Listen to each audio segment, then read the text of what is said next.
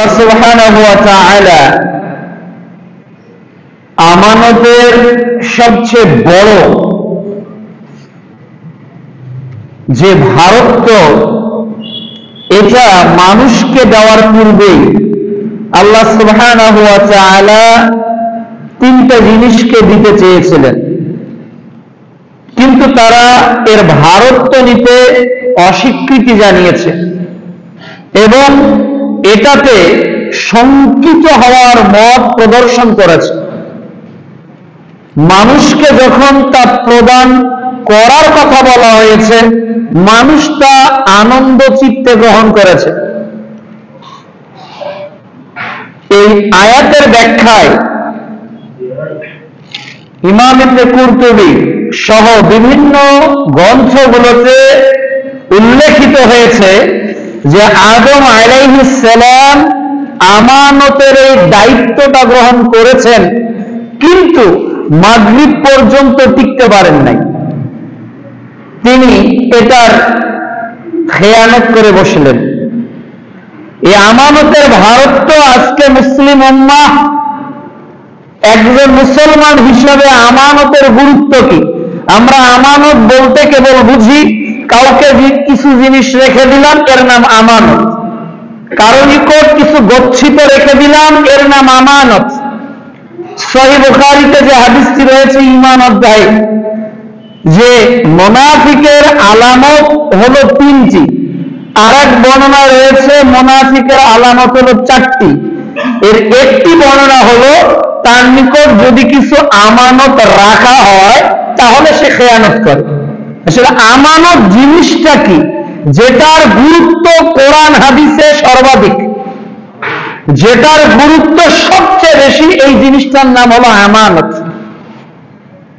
আমানত আরবি শব্দ, এর শাব্দিক অর্থ হলো আস্থা, বিশ্বস্ততা, আশ্রয় ইত্যাদি।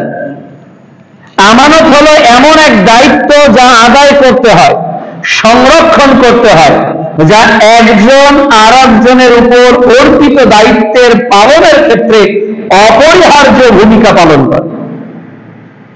এই আমানতের বিষয়ে আল্লাহ রাব্বুল আলামিন পবিত্র কোরআনুল কারীমে সূরা নিসা অধ্যায় 4 আয়াত 58 ইরশাদ করতেছেন যে নিশ্চয় আল্লাহ রাব্বুল আলামিন আমাদেরকে আদেশ দিচ্ছেন আমাদের উপর অর্পিত আমানতকে যথাস্থানে প্রয়োগ করতে। যার উপর যতটুকু আমানত রয়েছে, এই আমানত যাতে আমরা প্রদান করে থাকি। আল্লাহ সুবহানাহু ওয়া তাআলা এই আমানতের দায়িত্বের কথা কোরআনুল কারীমে উল্লেখ করেছেন। সূরা আহজাব অধ্যায় 33 পারা 22 আয়াত 72 আল্লাহ রাব্বুল আলামিন বলছেন, ইন্না আরাদনাল আমানাতা আলাস সামাওয়াতি ওয়াল আরদ ওয়াল জিবাল। আমি এই আমানতের দায়িত্বটা প্রকাশ করেছিলাম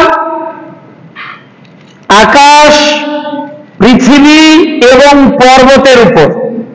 আকাশ কত বিশাল, মানুষ এর তুলনায় কতটুক। বিশাল বড় পৃথিবী, এর তুলনায় মানুষ, এর আকৃতি তুলনা করা কি যেতে পারে? কখনোই না। একটা পাহাড় বিশাল পরিধি নিয়ে, যেটাকে আল্লাহ তাআলা পৃথিবীর ব্যালেন্স যাতে পড়ে না যায়, এটাকে ব্রেক হিসেবে আল্লাহ কোরআনে উল্লেখ করেছে।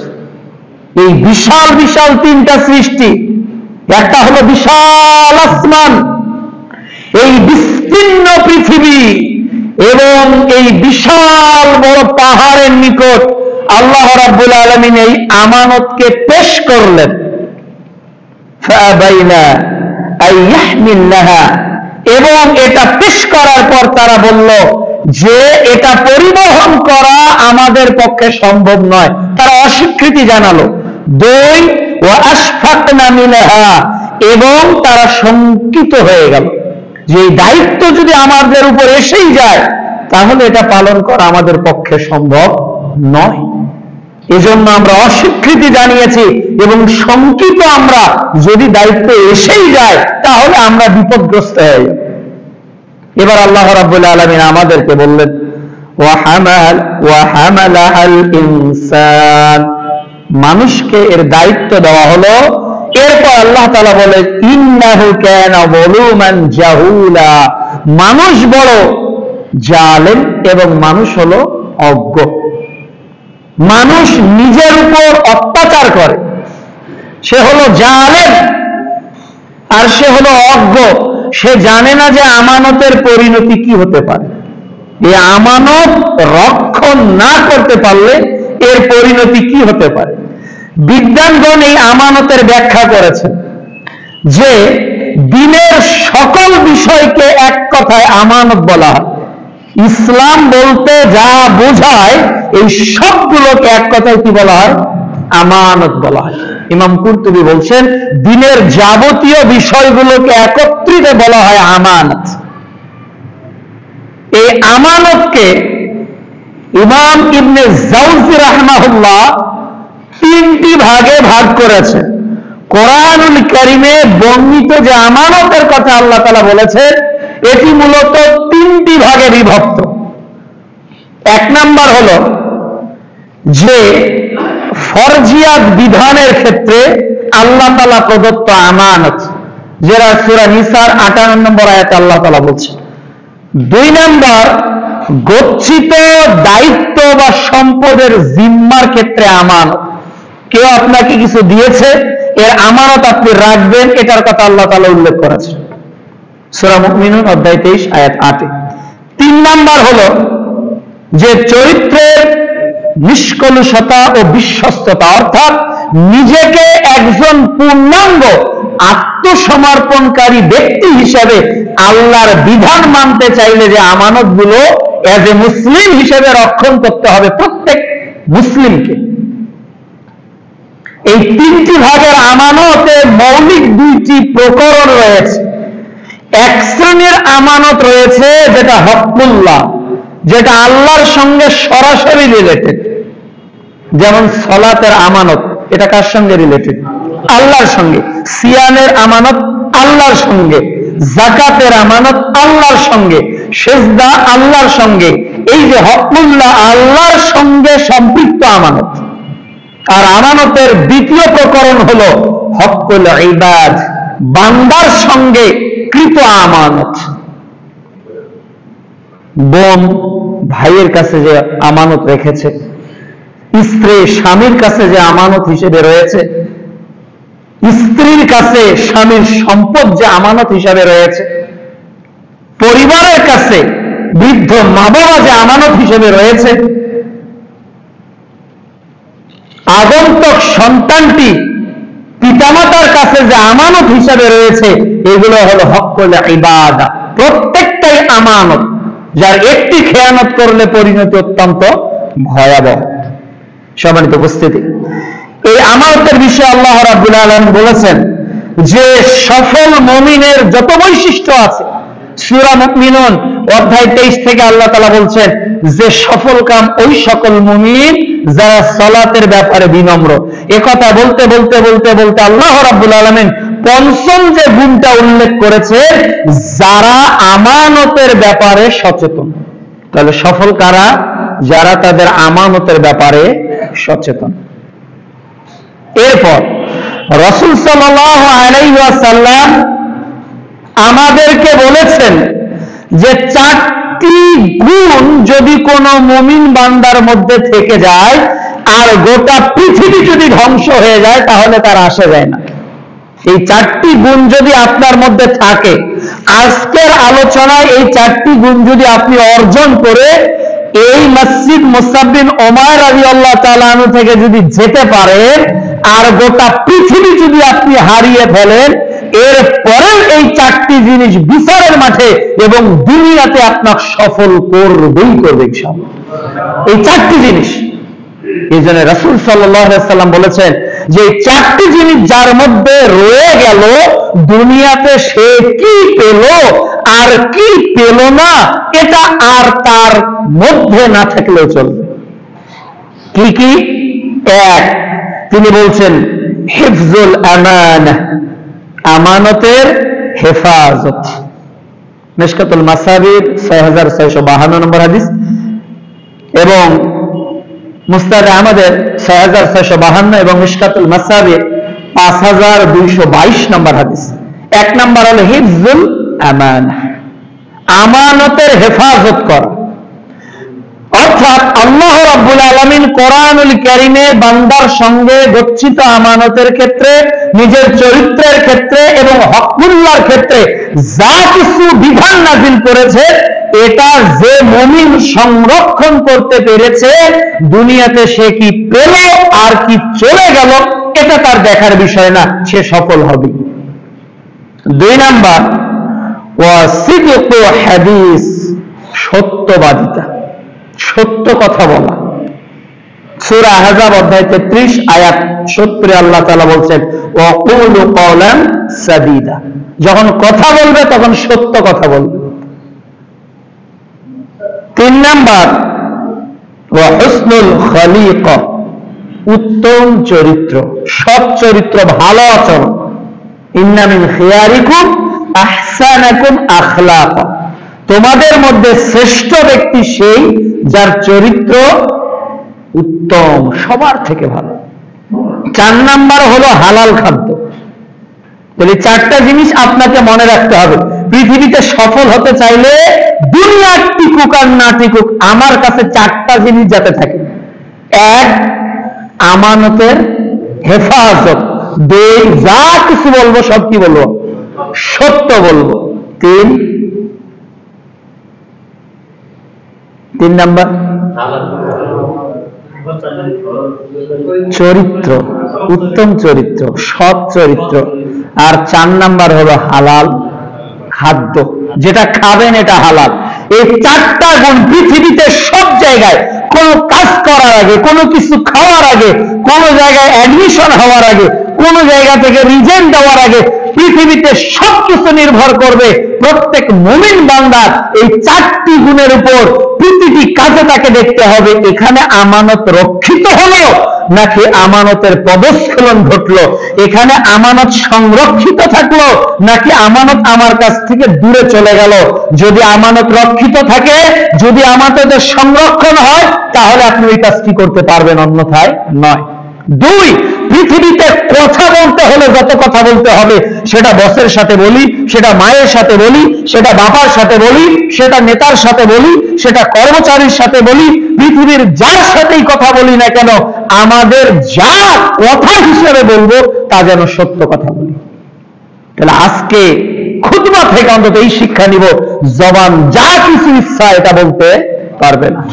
মান কানা ইউমিনুনা বিল্লাহি ওয়াল ইয়াউমিল আখির, যে ব্যক্তি বিশ্বাস করে যে আল্লাহ আছে এবং যে ব্যক্তি এটাও বিশ্বাস করে যে পরকাল আছে, সে যেন কথা বললে ভালো বলে, না হলে যেন সে জবানটাকে বন্ধ রাখে।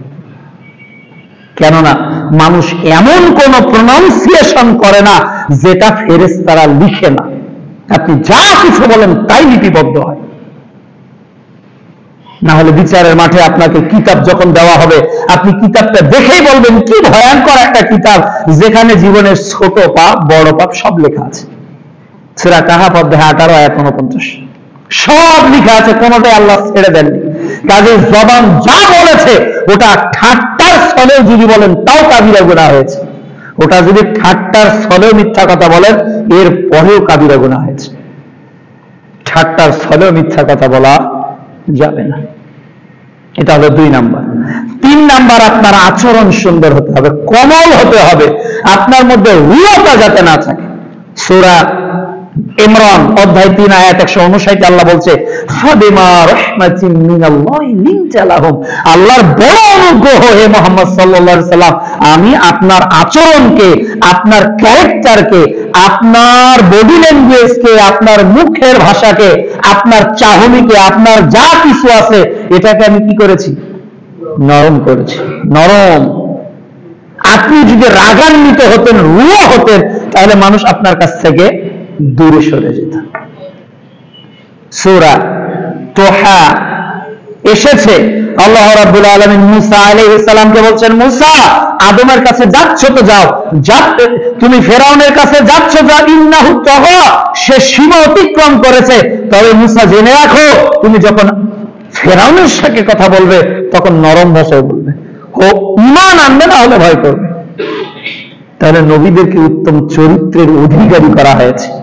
সূরা কালাম অধ্যায় 68 আয়াত 4 আল্লাহ তাআলা বলছে, ও ইন্নাকা লাআলা খুলুকিন আযীম, হে মুহাম্মদ সাল্লাল্লাহু আলাইহি ওয়াসাল্লাম আপনি হলেন মহান চরিত্রের অধিকারী।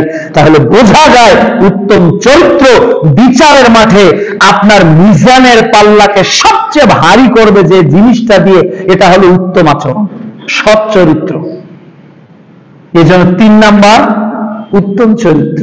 আর 4 নাম্বার যা কিছু খেতে হবে, যা কিছু রিজিক হিসেবে আল্লাহ লিপিবদ্ধ করেছে, এটা হারাম খাওয়া যাবে না, সব হালাল হতে হবে। আল্লাহ রাব্বুল আলামিন যেন এই হাদিসের উপর আমল করার তৌফিক দান করেন। আল্লাহুম্মা। এর পরের গুরুত্ব দিতে গিয়ে রাসূল সাল্লাল্লাহু আলাইহি ওয়াসাল্লাম বলছেন যে রাসূল সাল্লাল্লাহু আলাইহি ওয়াসাল্লাম তার জীবনে এমন কোন বক্তব্য প্রদান করেন নাই, মুহাম্মদ সাল্লাল্লাহু আলাইহি ওয়াসাল্লাম তার 23 বছরের জীবনে এমন কোন বক্তব্য প্রদান করেন নাই যেখানে তিনি এই কথা বলেন নাই। এমন কোন বক্তব্য, বেশিরভাগ কিছু বক্তব্য থেকে যেতে পারে বলে নাই, কিন্তু রাসূল সাল্লাল্লাহু আলাইহি ওয়াসাল্লামের 23 বছরের জিন্দেগীর যদি বক্তব্যকে একত্রিত করা হয়, এর সব বক্তব্যেই তিনি একটা কথা প্রায় বলেছেন। সেটা বাইহাকির হাদিস নাম্বার হলো 4045। রাসূল সাল্লাল্লাহু আলাইহি ওয়াসাল্লাম বলছেন, লা ঈমানা লিমান লা আমানা লাহু, ওই ব্যক্তির ঈমান নেই যার মধ্যে আমানতদারিতা নেই। তাহলে ঈমান নেই কার মধ্যে? যার মধ্যে আমানতদারিতা নেই। ঈমান নেই কার মধ্যে? যার মধ্যে আমানতের সংরক্ষণ নেই। ঈমান নেই কার মধ্যে? যার মধ্যে আল্লাহ তাআলার হকুল্লাহর আমানত নেই। ঈমান নেই কার মধ্যে? যার মধ্যে হকুল ইবাদার আমানত নেই। এই ব্যক্তির মধ্যে ঈমান নেই। আমরা জানি প্রিয় নবী মুহাম্মদ রাসূলুল্লাহ সাল্লাল্লাহু আলাইহি ওয়াসাল্লাম আমানতের এক মূর্ত প্রতীক। তিনি আমাদের আমানত রক্ষা করার সর্বোত্তম নমুনা বা দৃষ্টান্ত। অথচ আজকে মুসলমানদের সবচেয়ে যে জিনিসটার অধঃপতন, এটা হলো আজকে আমাদের আমানতদারিতা নেই। আজকে মুসলমানদের সালাত আছে, মুসলমানদের অনেকের সিয়ামও দেখা যায়, মুসলমানদের হজও মাশাআল্লাহ রয়েছে, মুসলমান বড় গরু কোরবানিও করছে, কিন্তু মুসলমানদের আমানতদারিতা আজকে হারিয়ে গেছে। আমানতদারিতা হারিয়ে গেছে। রাসূল সাল্লাল্লাহু আলাইহি ওয়াসাল্লাম মক্কার কাফেরদের নিকট ছিলেন আল আমিন, বিশ্বস্ত। বিশ্বস্ত। তার আমানত তিনি কিভাবে রক্ষা করেছেন? যখন কাফেররা মুহাম্মদ সাল্লাল্লাহু আলাইহি ওয়াসাল্লামকে হত্যার জন্য তার বাড়ি ঘেরাও করলো, তাকে মেরে ফেলবে, এর আগে মুহাম্মদ সাল্লাল্লাহু আলাইহি ওয়াসাল্লাম তার নির্দেশ ক্রমে সেখান থেকে চলে যান এবং তার বিছানায় যাকে দায়িত্ব দিয়ে যান তিনি হলেন আলী রাদিয়াল্লাহু তাআলা আনহু। তাকে বিছানায় শুয়ে দেন আর আলীকে বলেন, আলী শোনো, এই আমানতগুলো হলো মুশরিক কাফেরদের, এই আমানতগুলো তুমি তাদের নিকট যথাস্থানে পৌঁছে দেওয়ার আগ পর্যন্ত মদিনা সফরের চিন্তা করবে না। সুবহানাল্লাহ। আমি মুহাম্মদ সাল্লাল্লাহু আলাইহি ওয়াসাল্লাম যা কিছু কাফেরদের নিকট গচ্ছিত আমানত রেখেছি, এই আমানত যতক্ষণ পর্যন্ত তুমি তাদের নিকট ফেরত দিতে পারো নাই, ততক্ষণ পর্যন্ত মদিনায় হিজরত করবে না। যখন কাফেররা আক্রমণ করলো, আলীকে হত্যার জন্য উদ্ধত হলো, তখন দেখলো যে ঘুমন্ত আলী বা আলী রুমের মধ্যে, আলী তুমি এখানে, তোমার কি মৃত্যুর ভয় নেই? তখন বলছে যে আমার নবী আমাকে রেখে গেছেন, কেননা এখানে তোমাদের সংরক্ষিত কিছু সম্পদ যা তোমরা মুহাম্মাদের নিকট রেখেছিলে, এই বিশ্বনবী মুহাম্মদ সাল্লাল্লাহু আলাইহি ওয়াসাল্লাম এই সম্পদগুলো বিতরণ করেছেন। ইতিহাস থেকে প্রমাণিত যে আলী রাদিয়াল্লাহু তাআলা একদিন নয়, 2 দিন নয়, 3 দিন ধরে এই আমানতগুলো বিতরণ করার পর হিজরতের চিন্তা করেছেন। সুবহানাল্লাহ। কিন্তু আজকে আমরা আমাদের জীবনের এই আমানত প্রকৃত অর্থে কি রক্ষা করতে পারছি? আমরা নিজেদেরকে প্রশ্ন করি, হয়তো ঘটনাগুলো একটু পর আসবে, আমরা মিলিয়ে দেখব যে আমানতের ক্ষেত্রগুলোতে আমরা টিকে আছি কি না। এরপর আমানত এমন একটি বিষয়, আমরা যখন বিদায় নিই তখন একটা দোয়া বলি, তাই না? সুনানে আবু দাউদ 2601 নম্বর হাদিস। এই দোয়াটা হলো আস্তাদিউল্লাহ দীনাকা ওয়া আমানাতাকা ওয়া খাওয়াতিমা আমালিকা। আরো আছে ওয়াজাওয়াদাকাল্লাহু তাকওয়া ওয়া গফারা যামবাকা ওয়া ইয়াসসারা খায়রা হাইসুমা কুনতা। কিন্তু এই তিনটাতে 2 নাম্বারই আছে যে আমি তোমার আমানতকে তোমার উপর সুপর্দ করলাম। আমানত অর্থাৎ বিদায়ের দোয়াতেও আমাদেরকে প্রিয় নবী শেখাচ্ছে একজনের উপর আরেকজনের আমানত যাতে তোমার মনে থাকে।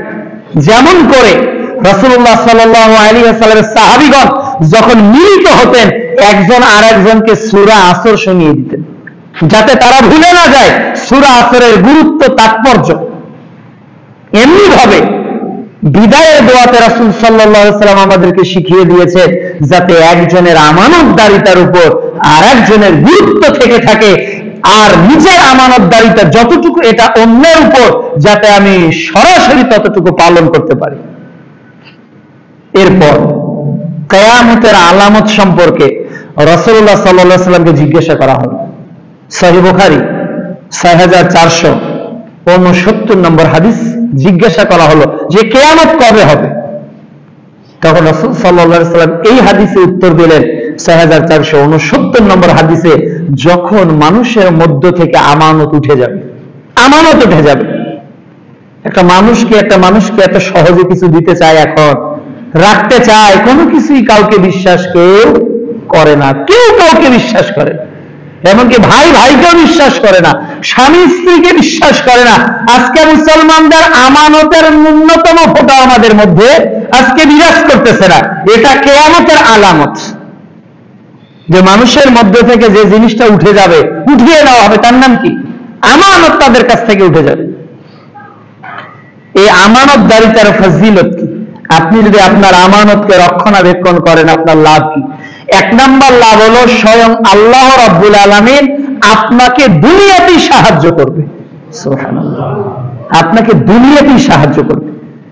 এই সাহায্যের যে বর্ণনা কোরআনে এসেছে, এটা আজকে আপনি হয়তো চিন্তাটা আপনার পরিবর্তন হবে যে হ্যাঁ, এটা আমানতদারিতারই ফসল। সূরা কাহফ অধ্যায় 18 আয়াত 82, তাফসীর অধ্যায়, সহিহ বুখারী 4725 নম্বর হাদিস। আল্লাহ রাব্বুল আলামিন একজন নবী এবং সেই সময়ের একজন শ্রেষ্ঠ বিদ্বান দিয়ে এই 2 জনকে দিয়ে এতিম 2 বালকের সম্পদকে রক্ষা করেছে। এতিম 2 বালক, অর্থাৎ মুসা আলাইহিস সালামকে জিজ্ঞাসা করা হলো পৃথিবীতে সবচেয়ে জ্ঞানী কে? মুসা আলাইহিস সালাম বলেন আমি সবচেয়ে জ্ঞানী। আল্লাহ অসন্তুষ্ট হয়ে গেলেন, মুসা তুমি জ্ঞানী না, তোমার উপর একজন আছে, খোঁজো। তুমি খুঁজতে খুঁজতে খিজিরের দেখা পেয়ে গেলেন। এরপর 2 জন চলতে চলতে চলতে চলতে সর্বশেষ যে ঘটনা ঘটেছে যে খিজির অনেকের নিকট খাদ্য চাচ্ছিল, তাকে খিদা লেগেছে। মুসা আলাইহিস সালাম খাদ্য চাচ্ছিল কিন্তু দিল না। ওই গ্রামের পাশ দিয়ে যখন তারা যাচ্ছিল দেখলো যে একটা প্রাচীর ভেঙে পড়েছে। তখন খিজির বলল মুসা আসো আসো আসো আসো, প্রাচীরটা ঠিক করি। তখন মুসা এবং খিজির মিলে প্রাচীরটা নির্মাণ করলো। এরপর মুসা আলাইহিস সালাম খিজিরকে বলল যে আপনি তো এর বিনিময়ে কিছু চাইতে পারতেন, আমরাও ক্ষুধার্ত তৃষ্ণার্ত। তো তখন খিজির বললেন তোমার আমার সম্পর্কে এখানে ডিসকানেক্ট। তো এই যে 3 নাম্বার ঘটনা ঘটেছে এর ব্যাখ্যায় খিজির বলছেন, এবং আল্লাহ তাআলা সূরা কাহফেও বলছেন যে তাদের পিতা ছিলেন একনিষ্ঠ ইবাদতকারী, এবং ব্যাখ্যা এসেছে তাদের পিতা ছিলেন আমানতদার। পিতা আমানতদার থাকার কারণে আল্লাহ রাব্বুল আলামিন স্বয়ং দুনিয়াতে নাবালক এতিমের সম্পদকে নবী এবং শ্রেষ্ঠ বিদ্বান দিয়ে দুনিয়াতেই তাদের সফলতা পথ দেখিয়েছেন। সুবহানাল্লাহ। তাহলে আমানত রক্ষা করলে সাহায্য কে করবে? কিভাবে করবে? এটা বালকরা যেমন বুঝতে পারে নাই, আপনিও আপনার আমানতকে হিফজুল আমানা, আপনি যদি আপনার আমানতকে সংরক্ষণ করেন তাহলে আপনার পবিত্রতা যেমন আসবে, আল্লাহ সুবহানাহু ওয়া তাআলা আপনার ওরসের সন্তানগুলোকেও আলেম করেই গড়ে তুলবে, তাদের মাধ্যমে দিন দুনিয়ার দুটাই খেদমত হবে ইনশাআল্লাহ। এই সাহায্যের আরেকটা লাভ আপনাকে এই মর্মে বলি যে আব্দুল্লাহ ইবনে মুবারকপুরী রাহমাহুল্লাহ, এই নামটা শোনেন নাই এমন কোন আলেম খুব কম আছে, জগৎ বিখ্যাত বিদ্বান। তার বাবা মুবারকপুরী, তিনি ছিলেন একটা ডালিম বাগানের কর্মচারী। ডালিম বাগানের কর্মচারী। একদিন ডালিম বাগানের মালিক হঠাৎ করে বাগানে প্রবেশ করে বলল, মুবারক, আমার এই বিশাল বড় ডালিম বাগানের সবচেয়ে মিষ্টি ডালিম যে গাছটাতে, এই কয়েকটা ডালিম তুমি পেড়ে নিয়ে আসো। তো মুবারক পরে ওই বাগানে ঢুকে বড় গাছ থেকে কিছু ডালিম সংরক্ষণ করে এনে মনিরকে দিয়ে দিল। মনির যখন ডালিম খেতে শুরু করলো, তোকে মুখে দেওয়া যাচ্ছিল না। মনির রাগ হয়ে গেল যে তোমাকে মিষ্টি ডালিম আনতে বলেছি, তুমি কেন টক ডালিম নিয়ে আসি। তখন মুবারকপুরী রাহমাহুল্লাহ আবার চলে গেছেন, আবার গিয়ে অন্য গাছ থেকে আবার ডালিম এনেছেন। এই ডালিম আবারও টক। তিনি প্রচুর রাগ হয়ে গিয়েছেন।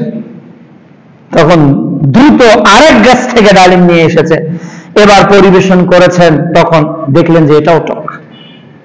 এবার বাগানের মালিক বলছে, তোমাকে আমি কর্মচারী নিযুক্ত করেছি, আমার কোন বাগানের ডালিম কেমন এই স্বাদ তুমি জানো না, তুমি কি দায়িত্ব পালন করো? মালিক তো এভাবে বলেছে। তখন মুবারকপুরী রাহমাহুল্লাহ বলছেন যে, হে আমার মুনির, আপনি আমাকে এই ডালিম বাগানের কর্মচারী হিসেবে নিযুক্ত করেছেন, কিন্তু ডালিমের স্বাদ, কোন গাছের ফলের স্বাদ কেমন, এটা তো আমাকে খেতে বলেন নাই। কাজেই এই মুবারকপুরী যত বছর থেকে আপনার বাগানে কর্মচারীর দায়িত্ব পালন করতেছে, কোন এক গাছের কোন ডালিম এই মুবারকপুরী রাহমাহুল্লাহ মুখে চেখে দেখে নেই যে তার স্বাদ কেমন। এই আচরণ দেখে অবাক হয়ে গেলেন যে how it is quite impossible, এটা তো একেবারে অসম্ভব, কিভাবে ঘটবে এটা? এটা কি সম্ভব? বলেন তো, এটা কি সম্ভব? আপনার আম বাগানে 2-4 জনকে রেখেছেন, তো বাড়িতে প্রতিদিন 4-5 কেজি আম পাঠাচ্ছে, আপনাকে বলতেছে আম পচে গেছে। লিচু বাগানের লিচু তো ওই আগে খাচ্ছে, ওর বাড়ির আগে খাচ্ছে, আপনি তো পরে মালিক। কিন্তু আব্দুল্লাহ ইবনে মুবারকপুরী ছেলে বাবা মুবারকপুরী রাহমাহুল্লাহ কোন ডালিম খেয়ে দেখেন নাই। মালিক এত অভিভূত হয়ে গেলেন যে তার মেয়েকে দিয়ে মুবারকপুরী রাহমাহুল্লাহর বিয়ে দিলেন। আর তাদের ঘরেই জন্ম নিয়েছে জগৎ শ্রেষ্ঠ বিদ্বান আব্দুল্লাহ ইবনে মুবারকপুরী রাহমাহুল্লাহ। সুবহানাল্লাহ। এই আমানতদারিতার ফলাফল দুনিয়াতে আছে না? আমানতদারিতা কিন্তু আজকের যুগে চিন্তাও করা যাবে না। বাদাম আমাকে বলছি যে বাদাম দাও 20 টাকা, 4টা বাদাম খেয়ে ফেলেছি, মুড়ি নিচ্ছি, একটু মুড়ি চা দিয়ে খাচ্ছি, হিসাব নেই যে আমানত, এটা আমানত। সম্মানিত উপস্থিতি, এরপর এই আমানতদারিতার ক্ষেত্রসমূহ, কোন কোন ক্ষেত্রে আমরা আমানতদারিতার মধ্যে থাকব। 1 নাম্বার হলো দ্বীন ও ইবাদতের আমানত। আমার যে দিন আল্লাহ তাআলা দিয়েছে, সূরা ইমরান অধ্যায় 3 আয়াত 19, ইন্নাদ দীনা ইনদাল্লাহিল ইসলাম। এই যে দিন, ইবাদত, অর্থাৎ যে জন্য আমি সৃষ্টি হয়েছে, এটা আমার আমানত। সূরা আহজাব অধ্যায়, সূরা জারিয়াত অধ্যায় 51 আয়াত 56, ওয়ামা খালাকতুল জিন্না ওয়াল ইনসা ইল্লা লিয়াবুদুন। এই যে ইবাদতের আমানত, এটা রক্ষণাবেক্ষণ আপনার আমার জিম্মাদারি, দায়িত্ব। ইয়াকা না'বুদু, কেবলমাত্র দাসত্ব আল্লাহর। এই জিম্মাদারি দায়িত্ব আল্লাহ তাআলা আপনাকে দিয়েছে, আমানত দিয়েছে। আপনি আমি কি পালন করতে পারি আল্লাহর ইবাদত 100-এ 100? আল্লাহর দ্বীনকে যেভাবে আল্লাহ চেয়েছে, ওই আমানতদারিতা কি দ্বীনের রক্ষা হয় আমার দ্বারাই, আপনার দ্বারাই, আমাদের দ্বারাই? আজকে পদে পদে আমানতের পদস্খলন ঘটতেছে। অথচ আল্লাহ রাব্বুল আলামিন বলছেন সূরা মাইদা অধ্যায় 5 আয়াত 72, ইন্নাহু মা ইউশরিক বিল্লাহ ফাকাদ হারামাল্লাহু আলাইহিল জান্নাহ। কেউ যদি আল্লাহর সঙ্গে শরীক করে, অর্থাৎ আল্লাহর দাসত্বে কাউকে শরীক করে, আল্লাহ তার জন্য জান্নাতকে হারাম করে দিবেন, আর তার ঠিকানা হবে জাহান্নাম। সূরা লোকমান অধ্যায় 31 আয়াত 13 লোকমান হাকিম তার সন্তানকে আল্লাহর আমানত বোঝাচ্ছেন, বেটা জেনে রেখো তুমি শিরিক করো না, ইন্নাশ শিরকা লাযুলমুন আযীম, শিরিক হলো সবচেয়ে বড় জুলুম আল্লাহর প্রতি। সূরা নিসা অধ্যায় 4 আয়াত 48 এবং 116 আল্লাহ বান্দার সব পাপকে ক্ষমা করবেন, কিন্তু শিরকের পাপকে ক্ষমা করবেন না। এই জন্য জীবনের পড়তে পড়তে দিনের প্রতিটি অঙ্গনে এজ এ মুসলিম হিসেবে আল্লাহর প্রত্যেকটা বিধানকে আমাদের কি করতে হবে? আমানত হিসেবে রক্ষা করতে হবে। সূরা বাকারা অধ্যায় 2 আয়াত 85 আল্লাহ তাআলা বলছেন যে তারা কিতাবের কিছু অংশ আমানত রাখে, ঈমান আনে, আর কিছু অংশকে কি করে? কুফরি করে, পরিত্যাগ করে। অথচ আল্লাহ তাআলা স্পষ্ট করেছেন সূরা আল ইমরান অধ্যায় 3 আয়াত 85, কেউ যদি ইসলাম ছাড়া আর কোন দিনকে গ্রহণ করে, অন্য দিনকে তালাশ করে, আল্লাহ কখনোই সেটা গ্রহণ করবেন না, আখিরাতে সে ক্ষতিগ্রস্ত হবে। এজন্য মুসলমানদের, ঈমানদারদের, প্রত্যেক মানুষের সর্বপ্রথম দায়িত্ব হলো যে ইবাদতের দায়িত্ব এবং দ্বীনের দায়িত্বকে কি করা? রক্ষা করা। এবং কে কবরেও যে প্রশ্নটা করা হবে, তোমার দ্বীন কি? দ্বীন রক্ষা ছিল কিনা, রব রক্ষা ছিল কিনা, তোমার রবকে? এই দুইটা প্রশ্ন কবরে আগে আসে না নাই? এই দুইটাই আগে। কেন? ওইটার জন্য দুনিয়াতে পাঠানো হয়েছে। যারা এটার আমানত রক্ষা করতে পারে নাই, তারা কবরে জবাব দিতে পারবে না। 2 নাম্বার হলো অঙ্গ প্রত্যঙ্গের আমানত। এই যে হিউম্যান যে বডিটা আছে, প্রত্যেকটা জিনিস আল্লাহ তাআলার আমানত। সূরা বনী ইসরাইল অধ্যায় 17 আয়াত 36 আল্লাহ তাআলা বলছেন নিশ্চয়ই কান, চোখ, অন্তর এটা জিজ্ঞাসিত হবে। আমার কানে কি শুনি, আমার চোখে কি দেখি, আমার অন্তর কি কল্পনা করে, এ বিষয়ে কে জিজ্ঞাসা করবে? আমাদেরকে আল্লাহ রাব্বুল আলামিন আমাদেরকে জিজ্ঞাসা করবে। কাজেই অঙ্গগুলো আল্লাহ তাআলার পক্ষ থেকে আমানত, এই আমানতের জিজ্ঞাসা আল্লাহ করবে। সুম্মা লাতুসআলুন্না ইয়াওমাইযিন আনিন নাঈম। সূরা তাকাসুর অধ্যায় 108 আয়াত 8 আল্লাহ তাআলা বলছেন ওই দিন সর্বপ্রথম আল্লাহ কি কি নিয়ামত আপনাকে দিয়েছে ওই বিষয়ে জিজ্ঞাসা করবে। চোখের আমানত আল্লাহ দিয়েছিল, এই চোখ দিয়ে কত গুনাহ করেছি আর কত নেকি করেছি। হাত আল্লাহর আমানত ছিল, এই হাত দিয়ে কত নেকি করেছি আর কত গুনাহ করেছি। জবান আল্লাহর আমানত ছিল, এই জবান দিয়ে কয়টা ভালো কথা বলেছি, কয়টা খারাপ কথা বলেছি। পা আল্লাহর আমানত ছিল, এই পা দিয়ে ভালো পথে কতটুকু চলেছি, অন্যায় পথে কতটুকু চলেছি, সবটাই রেকর্ডেড হয়ে গেছে। বিচারের মাঠে এই আমানতের জবাবদিহিতার মুখোমুখি আল্লাহর নিকট আমাদের প্রত্যেককেই হতে হবে। সূরা নিসা অধ্যায়, সূরা ইয়াসিন অধ্যায় 36 আয়াত 65 আল্লাহ তাআলা বলছেন আল ইয়াওমা নাখসিমু আলা আফওয়াহিহিম ওয়া তুকাল্লিমুনা আইদিহিম ওয়া তাশহাদু আরজুলুহুম। ওই দিন, বিচারের দিনে আল্লাহ তাআলা আমাদের জবানগুলোকে মোহর মেরে দিবে, আমাদের হাত কথা বলবে, আমাদের পা এটা সাক্ষী প্রদান করবে। এই জন্য অঙ্গ প্রত্যঙ্গের আমানত। 3 নাম্বার হলো পারিবারিক আমানত। আমার পরিবার আমার নিকট আমানত, কিন্তু এটা এমনিতে আল্লাহ দেননি, এটা আমানত। প্রত্যেকটা পরিবারে আল্লাহ নেতৃত্ব দিয়েছে, আপনাকে এমনিতেই ছেড়ে দিবে? আল্লাহ সুবহানাহু ওয়া তাআলা বলছেন যে নিশ্চয়ই সন্তান, সন্ততি এগুলো হলো আমাদের নিকট আমানত। এগুলো হলো দুনিয়ার চাকচিক্য, দুনিয়ার চোখের শীতলতা। মুসনাদ আহমদের 5336 নম্বর হাদিস, রাসূলুল্লাহ সাল্লাল্লাহু আলাইহি ওয়াসাল্লাম বলছেন যে 3 শ্রেণীর মানুষ আল্লাহর জান্নাতে যাবে না, এর মধ্যে ওই এক শ্রেণী যে তার পরিবারের আমানতের খেয়ানত করেছে। এই হলো হাদিসের ভাষায় দায়ুস। হাদিসের ভাষায় পরিবারের আমানতকে যে খেয়ানত করেছে সে হলো দায়ুস। আজকে আমাদের ঘরে ঘরে দায়ুস, ঘরে ঘরে দায়ুস। বাপ দায়ুস, স্বামী দায়ুস, বড় ভাই দায়ুস। অথচ আমাদের কাছে আমাদের পরিবার আমানত ছিল। আল্লাহ তাআলা বলছেন সূরা তাহরিম অধ্যায় 66 আয়াত 6, ও আনফুসাকুম ওয়া আহলিকুম নারা, তোমরা নিজে এবং নিজের পরিবারকে জাহান্নামের আগুন থেকে বাঁচাও। সহিহ বুখারী 2554 নম্বর হাদিসে রাসূলুল্লাহ সাল্লাল্লাহু আলাইহি ওয়াসাল্লাম বলছেন, তোমরা দায়িত্বশীল আর বিচারের মাঠে তোমাদের দায়িত্ব সম্পর্কে জিজ্ঞাসিত হতে হবে। 4 নাম্বার, সন্তান প্রতিপালনের আমানত।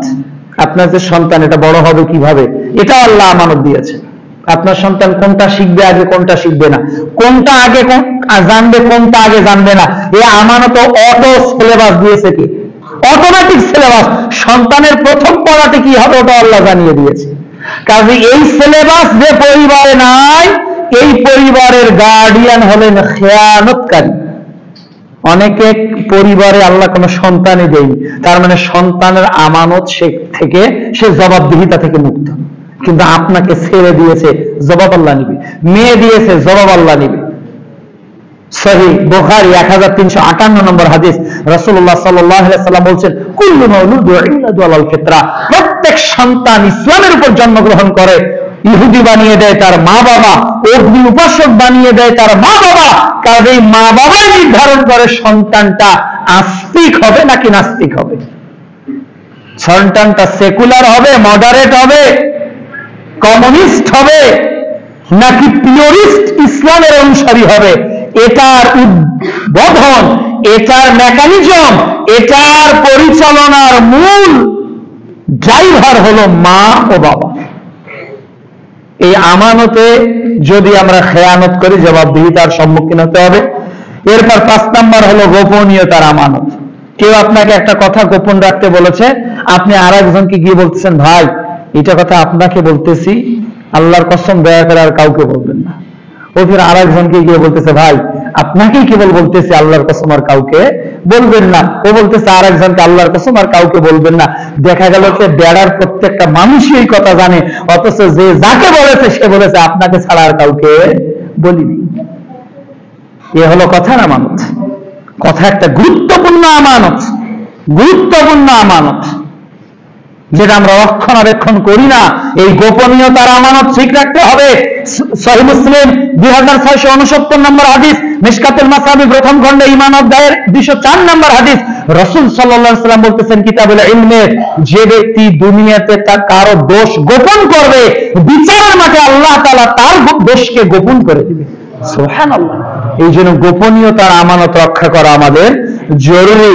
এরপর নেতৃত্বের আমানত। এই যে অনেকে নেতৃত্ব দিচ্ছে, এটা বিশাল বড়, তাকে ছুরিবিহীন জবেহ করা হয়। নেতৃত্ব যে কত কঠিন জিনিস। একজন সাহাবী বলতেছে, ইয়া রাসূলুল্লাহ, আমাকে একটা প্রদেশের গভর্নর বানিয়ে দেন। রাসূল সাল্লাল্লাহু আলাইহি ওয়াসাল্লাম বলছেন, তুমি পারবে না, এত সহজ না। আর আমরা সবাই নেতা হতে চাই, সবাই নেতা হতে চাই, কর্মী একজন না থাকলে আমি মহান নেতা। অথচ নেতৃত্বের যে জবাব, এই জন্য সাহাবীরা নেতৃত্ব নিতে চাইতেন না, ভয় পেতেন, এটাকে ভয় পেতেন, যেগুলোর বর্ণনা দৃষ্টান্তে আসবে। এরপর ন্যায় বিচারের আমানত। বিচার আছে সমাজে? কি মনে হয়? Everybody know this subject. সবাই আমরা এই বিষয়টা জানি, এটা ব্যাখ্যা করার কিছু নেই যে বিচার। আজকে দেখা যায় কত নায়ক নায়িকা, গায়ক গায়িকা, চিত্রশিল্পীরা ঢুকতে যত দেরি, বের হতে কোনো দেরি নাই। আর একবার যদি আলেম ঢোকে, তার মামলার কোনো শেষ নাই। বিচার বিভাগ কি ঠিক আছে? প্রত্যেকটা জায়গায় এমন ঘুম ধরেছে যে আজকের সমাজে বিচার চাওয়াটাই যেন বড় অপরাধ, বিচার চাওয়াটাই বড় অপরাধ।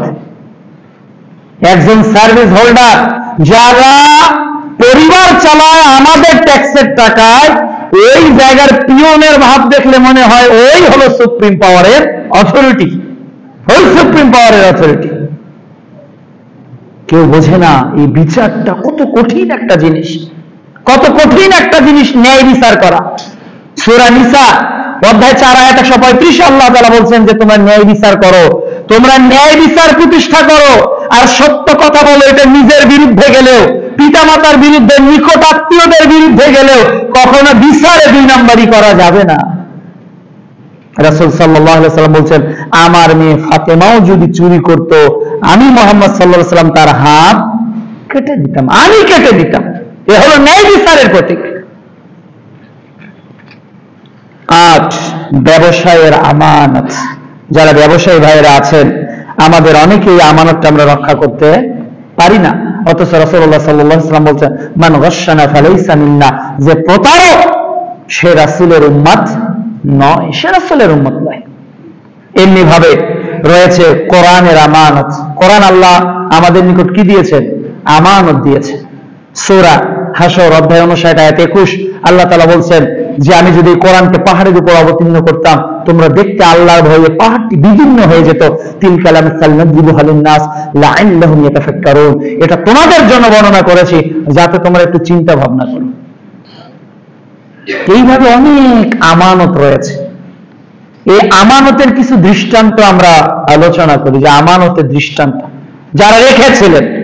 স্বয়ং রাসূলুল্লাহ সাল্লাল্লাহু আলাইহি ওয়াসাল্লামের যুগে যদি আমরা তাকাই, তাহলে দেখব যে সহিহ বুখারী 3472 নম্বর হাদিস, একজন ব্যক্তি আর একজন ব্যক্তির কাছে জমি ক্রয় করেছে। তো যিনি কিনেছেন, কিনে চাষ করতে গিয়ে দেখেন স্বর্ণ ভর্তি কলস। চলে গেছেন বিক্রেতার কাছে, বলছেন ভাই আপনার এই যে জমি কিনেছি, কলসটা আপনার ছেলেটা নেন। তো বলছে না, জমির আমানত আমি বিক্রি করে দিয়েছি, এর মধ্যে যা ছিল সবই তোমার। এখন বলছে না, আমি জমি কিনেছি, আমি সোনার কলস কিনিনি। কেউ কারো উপর খবরদারি করছে না, তুমি সোনার কলস নাও। আমরা হলে স্বীকার করতাম। যদি পরে ওই লোক এসে বলতো ভাই আমার মাটির নিচে একটা সোনার কলস ছিল, বলছে না আমি জিন্দিগিতেও দেখিনি, দেখো তুমি খুলে দেখো, আমার বাবার জন্মে এটা আমি দেখিনি যে তোমার জমিতে এটা ছিল। আর অথচ বিক্রেতার কাছে নিজে ক্রেতা নিয়ে যাচ্ছে। সহিহ বুখারী হাদিস। অনুরূপ ভাবে অনেক দৃষ্টান্ত এইভাবে কোরআন সুন্নাহয় রয়েছে, যেখানে আমানতদারিতার স্পষ্টতা পাওয়া যায়। আরেকটি হাদিস, যেটা সহিহ বুখারী 2291 নম্বর হাদিস, পূর্বের যুগে বনি ইসরায়েলের যুগে একজন ব্যক্তি আর একজন ব্যক্তির কাছে বলল, ভাই আমাকে 1000 স্বর্ণ মুদ্রা যদি একটু ধার দিতেন আমার উপকার হতো। বলছে তুমি ধার নিবে, নদী পার হয়ে এত দূর এসেছো, তো সাক্ষী দাও দুই একজন। বলতেছে সাক্ষী হিসেবে আল্লাহ যথেষ্ট, আল্লাহ যথেষ্ট। আচ্ছা ঠিক আছে, আমি আল্লাহকে সাক্ষী হিসেবে বলো, তবে জিম্মাদার তুমি যদি মারা যাও না দিতে পারো, জিম্মাদার কাউকে দাও। বলতেছে জিম্মাদার হিসাবেও আল্লাহ যথেষ্ট, আল্লাহ যথেষ্ট। আচ্ছা ঠিক আছে, 1000 স্বর্ণ মুদ্রা তুমি নিয়ে যাও। লোকটা 1000 স্বর্ণ মুদ্রা নিয়ে নদী পার হয়ে ব্যবসার উদ্দেশ্যে চলে গেল, এবং নির্দিষ্ট চুক্তি মোতাবেক এই দিনে দিতে হবে। ওই দিনে ওই লোকটা নদীর কিনারে এসে দেখে কোনো বাহন নেই। কি হবে এখন? কথা দিয়েছে এই দিন এই তারিখে এই সময়, লোকটা ওই কিনারে হয়তো অপেক্ষা করছে। ওই লোক এই দিকে এসে দেখতেছে হয়তো আজকে যে আমার কাছে করজ নিয়েছে সে ফেরত দিতে আসবে, কিন্তু যে করজ নিয়েছে সে কোনো বাহন পেল না। তখন দেখলো একটা কাঠের টুকরা, ওই কাঠের টুকরাটাতে একটা ফুটো করলো, ফুটো করার পরে 1000 স্বর্ণ মুদ্রা ঢুকিয়ে দিল, আর একটা পত্র লিখে দিল যে আল্লাহ আমি তোমাকে সেই দিন সাক্ষীদাতা মেনেছিলাম, আমি তোমাকে ওই দিন জিম্মাদার হিসেবে মেনেছিলাম, আজকে আমি কোনো বাহন পেলাম না, এই 1000 স্বর্ণ মুদ্রা আমি তোমার নিকট আমানত হিসেবে রাখলাম। এই চিঠিটা লিখে কাগজটা ওখানে ঢুকিয়ে দিয়ে ওই কাঠটাকে সুন্দরভাবে ঢেকে দিয়ে ওটা ফেলে দিলেন সমুদ্রে। আর ওই লোক যখন কিনারে চলে এসেছে, ওই দীর্ঘক্ষণ অপেক্ষা করার পর দেখলেন যখন কোনো লোক নেই, দেখতেছেন একটা কাঠের টুকরা।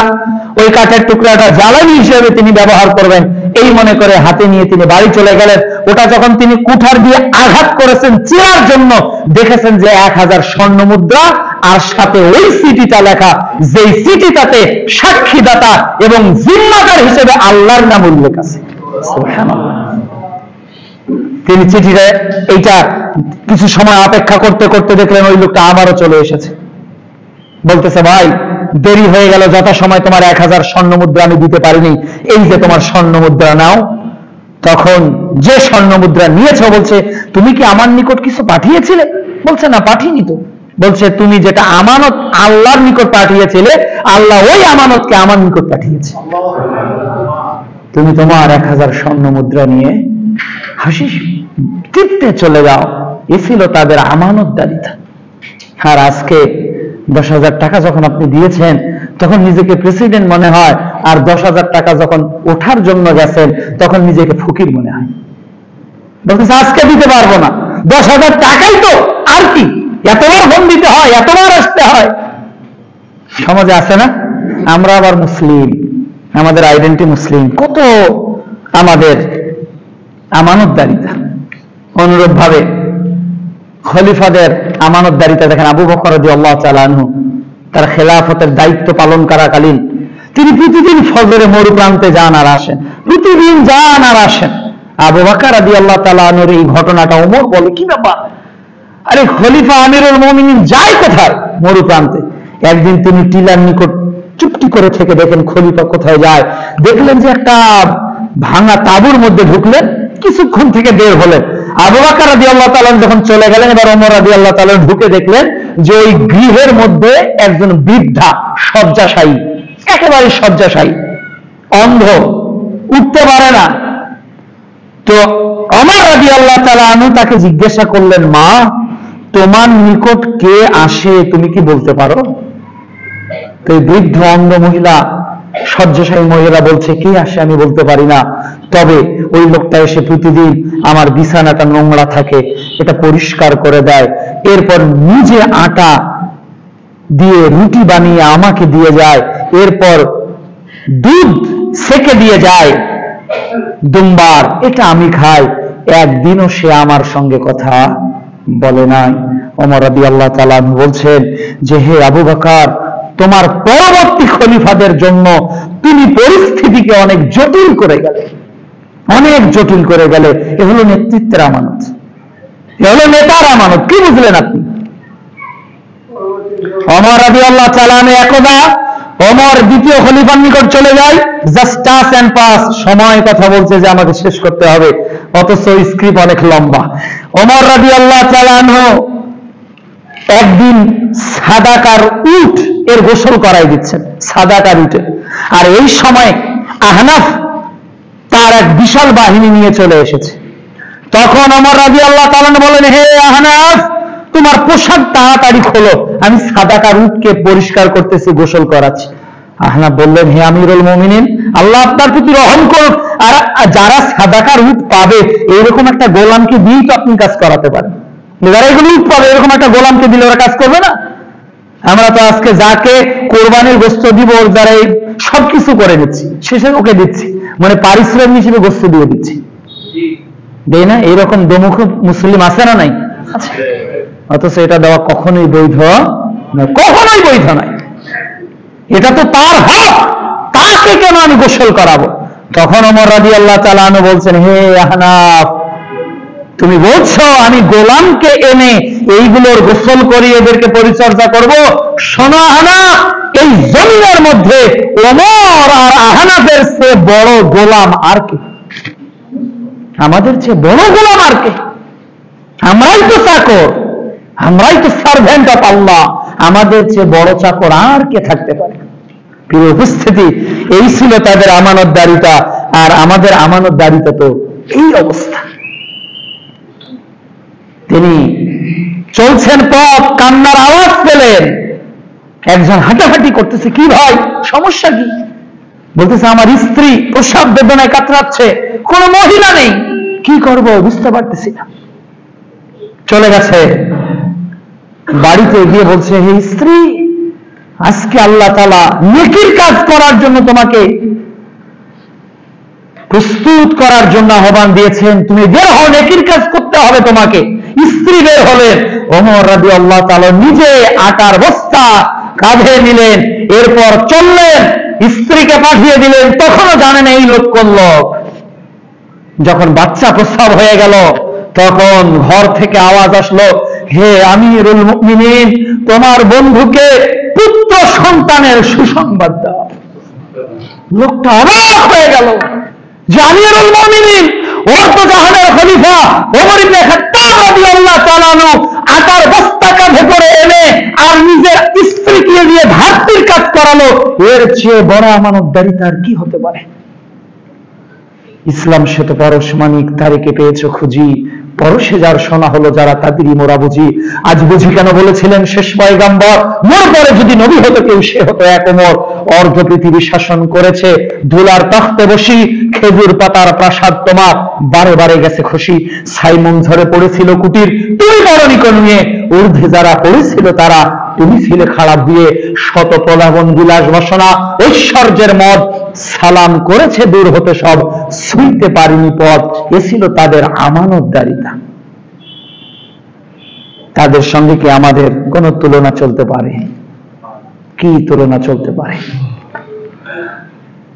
পরবর্তীতে একজন একজন বিদ্বান মন্ত্রী ছিলেন, তার কাছে এসে বলা হলো যে অমুক পরিবারের 4 জন